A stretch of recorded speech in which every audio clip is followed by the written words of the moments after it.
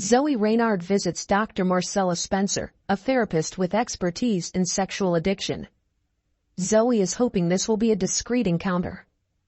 She describes what happened 6 months ago and all the way up to this point. Zoe has 2 children and a devoted husband named Jason. She and Jason have wonderful sex, but even afterward, she's not quite content. She withdraws to the living room, where she uses her vibrator to masturbate while watching porn.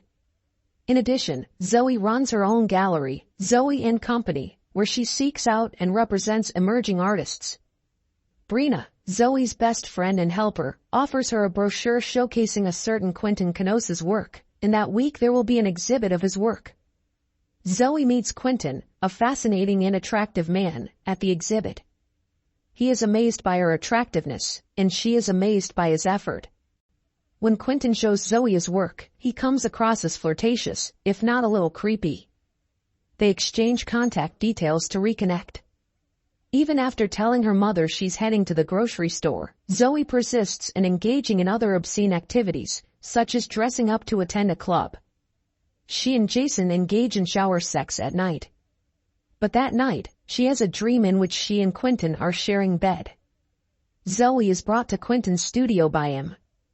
Without thinking twice, he signs the contract. She pulls out to begin working for her company. Quentin makes an effort to woo Zoe just as she's ready to go. Despite her declaration that she is married, she eventually gives in to Quentin's seduction and lets him have oral sex with her after all. Due to her sexual activities and ensuing guilt, Zoe's work and family life are negatively impacted. She is distracted and misses her son's soccer matches when Brina informs her that Balthazar Crane, another prospective customer, has called Zoe's office 3 times to schedule a meeting. To terminate the relationship, Zoe returns to Quentin's apartment. She encounters Diamond, a young woman who says she can answer any queries for Quentin and who is aware of Zoe's name. Zoe runs into Quentin and tells him she loves Jason too much to keep doing this. To show her some of his street art, Quentin takes her about. He clarifies that he began painting after Quentin's mother abandoned them and his father killed himself. He says he wants someone to be with. Zoe feels horrible about this, so they kiss again and engage in sexual activity. As a result, Zoe is forced to miss a meeting with Balthazar Crane. When she finds him, she tells him a falsehood, saying that she had to tend to her ailing daughter. They can reschedule, he says her. Despite her shame, Zoe carries on with the affair. Before they resume making love, she lets Quentin paint her in her underwear.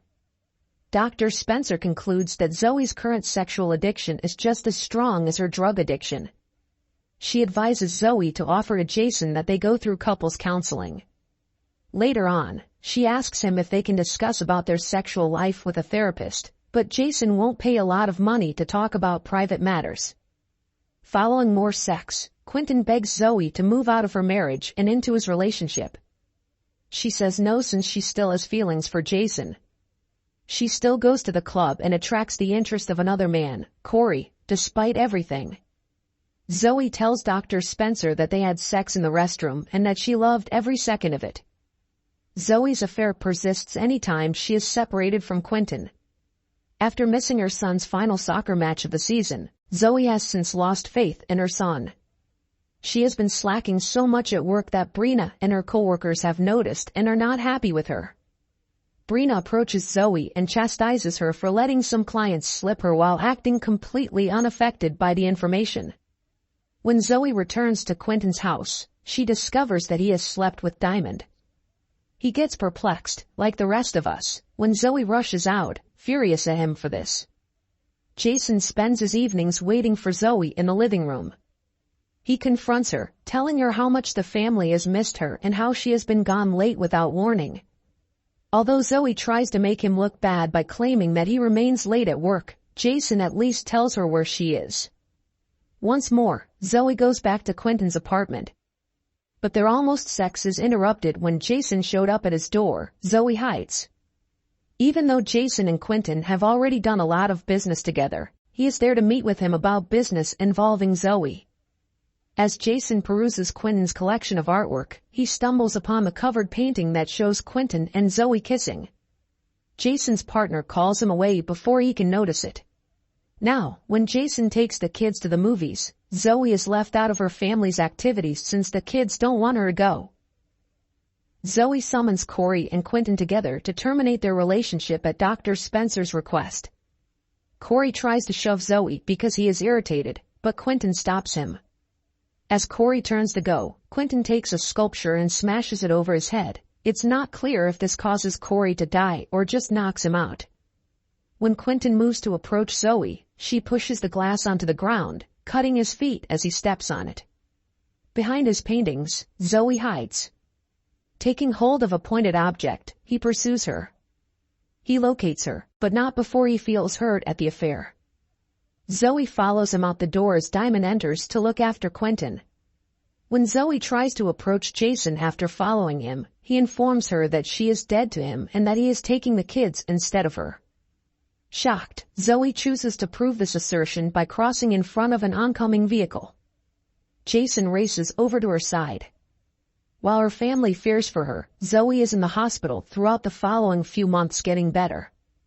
Her business formally closes. The scar on Zoe's wrist was caused by a boy attacking her when she was a little child, which she remembers experiencing in the hospital. When she is finally allowed to return home, her children greet her with joy. Jason, though, thinks he can no longer hide his pain and carry on as though everything is fine.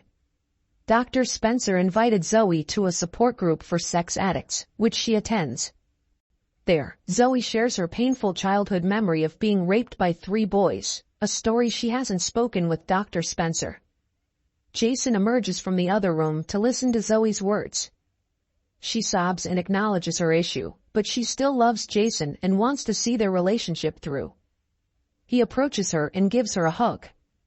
They give each other a kiss and say, "Our love is forever.